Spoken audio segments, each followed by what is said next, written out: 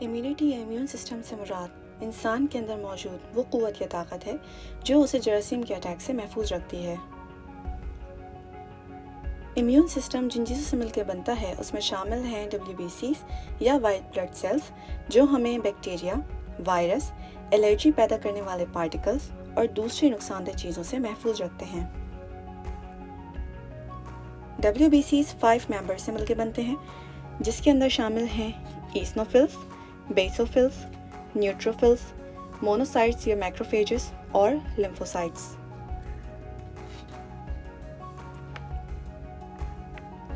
ईसनोफिल्स वो सेल्स हैं जो किसी पैरासाइट के हम पे अटैक करने के रिजल्ट में अपनी तादाद को बढ़ा के उनसे मुकाबला करते हैं।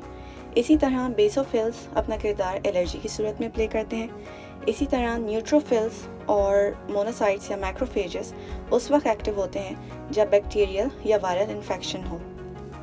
लिम्फोसाइट्स वो सेल्स हैं जो बैक्टीरिया या वायरस के अटैक के बाद एंटीबॉडीज़ और स्पेशल सेल्स बनाते हैं ताकि हम फ्यूचर में उनके अटैक से महफूज रह सकें।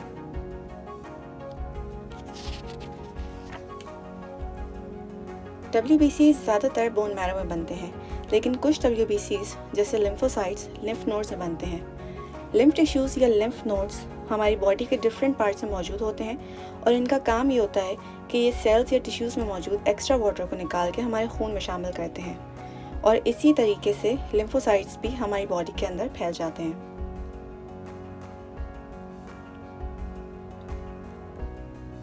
WBCs लिम्फ नोड्स और बोन मैरो में प्रोडक्शन के बाद खून में शामिल हो जाते हैं ताकि पूरी बॉडी में फैल सकें और ख़ास तौर से उस एरिया में जा सकें जहां इनकी ज़्यादा ज़रूरत है या जहां पर इन्फेक्शन मौजूद है।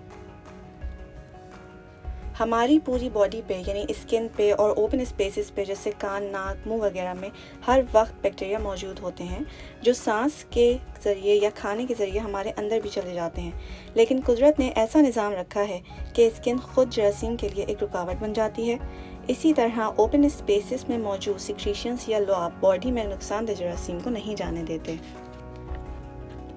यहाँ पे ये बात भी जहन में रहे कि कुछ बैक्टीरिया हमारे मैदे और फेफड़ों में मुस्तकिल तौर पे मौजूद रहते हैं, लेकिन हमें उनसे नुकसान नहीं होता क्योंकि WBCs उन्हें चेक में रखते हैं और उनमें से कुछ बैक्टीरिया तो हमारे लिए फ़ायदेमंद भी हैं।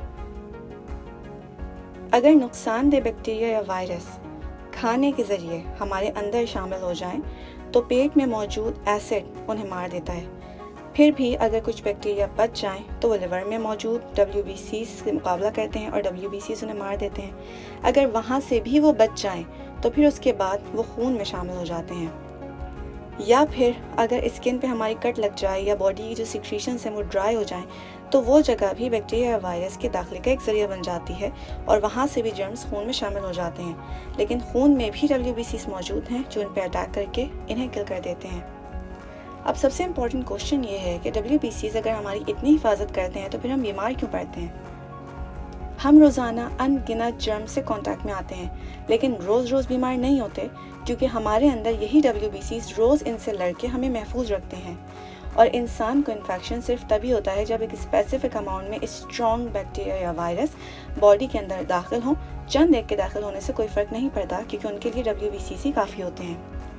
इस लड़ाई के प्रोसेस में WBCs खुद भी डिस्ट्रॉय हो जाते हैं, लेकिन बोन मैरो उनकी तादाद को बरकरार रखने के लिए उन्हें बनाता रहता है।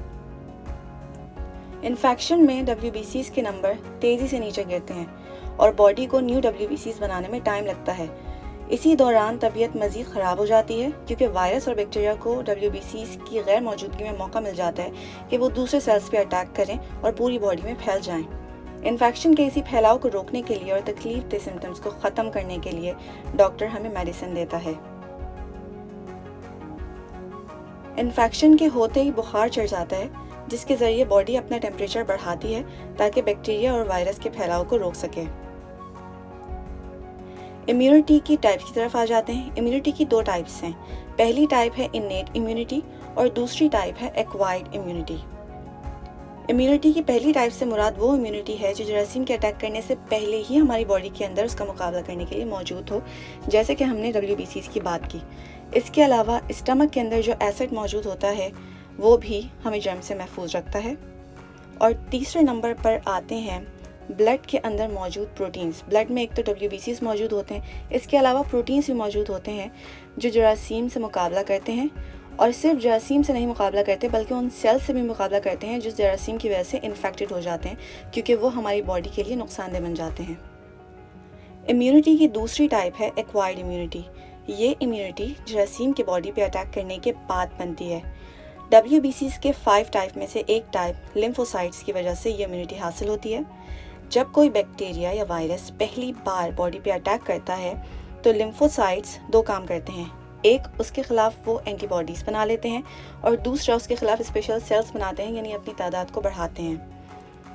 एंटीबॉडीज़ बनाने के नतीजे में जो एंटीबॉडीज़ होती हैं वो जर्म पे अटैच कर लेती हैं अपने आप को, और इस तरह दूसरे WBCs इस जरासीम को पहचान लेते हैं और इस पे अटैक करके इसको मार देते हैं। इन WBCs का दूसरा काम ये होता है, यानी लिम्फोसाइट्स का दूसरा काम ये होता है कि तेज़ी से अपनी तादाद को बढ़ाते हैं उस मखसूस बैक्टीरिया या वायरस के ख़िलाफ़, ताकि उसे मार सकें। इस तरह जब दोबारा वही बैक्टीरिया या वायरस अटैक करे तो उसके ख़िलाफ़ लिम्फोसाइट्स भी मौजूद होते हैं और एंटीबॉडीज़ ही मौजूद होती हैं। See you next time. इसी तरह की मज़ीद वीडियोस देखने के लिए you can subscribe to the channel. Thank you for watching.